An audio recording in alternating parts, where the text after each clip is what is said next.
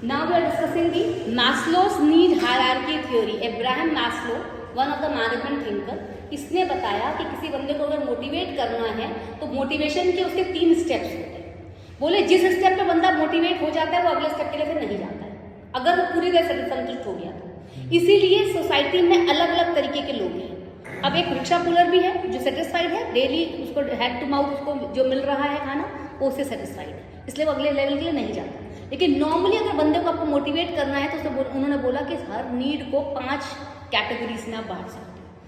The first step is basic needs, जिसको हम physiological needs, physio इसलिए वर्ड बोल रहे हैं, फिजिक बॉडी, ठीक है, एक सर्वाइवल के लिए, एक इंसानी जिंदगी के लिए जो जरूरत है उसको हम फिजियोलॉजिकल बोल रहे हैं। तो पहली नीड हो गई फिजियोलॉजिकल नीड्स या बेसिक नीड्स, ठीक है।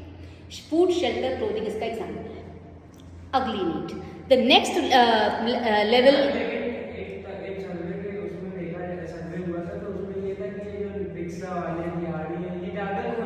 नहीं वो बिल्कुल सही है, बिल्कुल सही है। मैंने वही बोला कि जो बंदा कब सेटिस्फाई हो गया, अभी तो हम केवल स्टडी कर रहे हैं ना, ये तो एक फिलोसफिकल बात है। जो आप बोल रहे हो ना बेटा, वो एक फिलोसफी है, ठीक है। हम फिलोसफी टॉपिक्स फिलोसफी का है कि बंदा कब सेटिस्फाई हो सकता है, वो खुश है, संतुष्ट है, ये। लेकिन अभी हमारा मैटर क्या है, मैस्लोज नीड हायरार्की थ्योरी पढ़ रहे हैं, तो हमें तो वो पढ़ना है, स्टडी कैसे पढ़ रहे हैं, ठीक है। अगला वर्ड आता है सेफ्टी एंड सिक्योरिटी। आज मिल गया कल मिलेगा कि नहीं। आई वॉन्ट जॉब सिक्योरिटी, तो write down safety and security, ठीक। बेसिक नीड समझ में आया, सेफ्टी एंड सिक्योरिटी। तो इसमें आ गया बेसिक नीड्स, फिर आया सेफ्टी एंड सिक्योरिटी।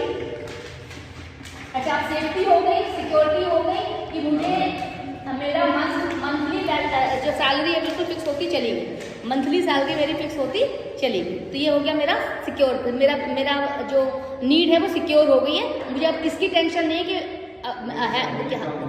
समझ गए ना। अब अगली नीड, जब मेरी सेफ्टी नीड पूरी हो जाती है, अब मेरी तीसरी नीड स्टार्ट होती है। आई वॉन्ट एफिलिएशन और बिलोंगिंगनेस। आई वॉन्ट दैट हमारे फैमिली के मेंबर्स मेरे को रिस्पेक्ट दें। फैमिली के मेंबर्स, वो रिस्पेक्ट कब मिलेगी, जब आपका एक अच्छा ओहदा होगा, एक इतना ओहदा तो हो कि आप अर्निंग कर रहे हो, उनको सहारा दे पा रहे हो। तो this need is all about the social need, इसको सोशल नीड भी बोला जाता है। तो इसके लिए आप लिख लो love, affection, friendliness,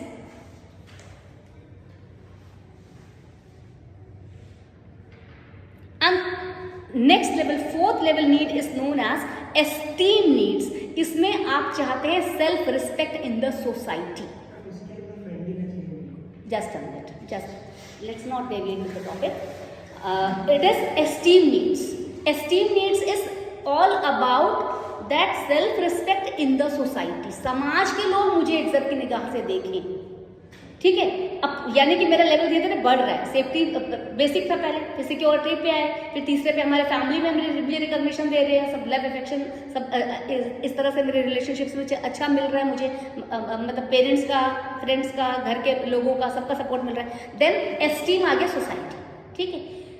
most of us are satisfied with this, हम यहीं पे रुक जाते हैं, यहीं पर हम सेटिस्फाई हो जाते हैं।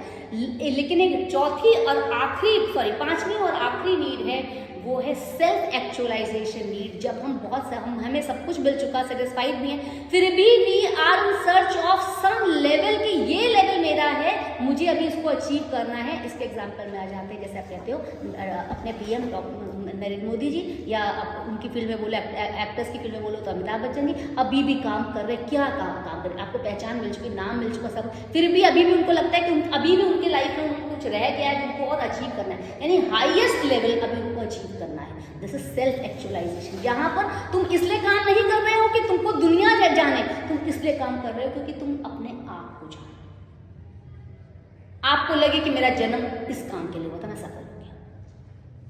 बात समझ गए आपको? इस तरीके से ही होगी आपकी 5 नीड्स, करेक्ट।